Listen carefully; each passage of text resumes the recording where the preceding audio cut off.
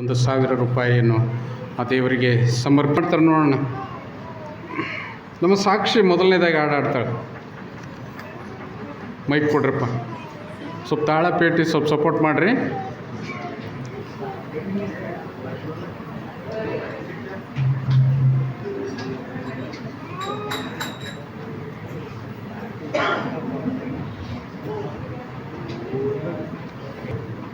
ಸರಿ ಸನಿ ಹಿಡ್ಕೊ.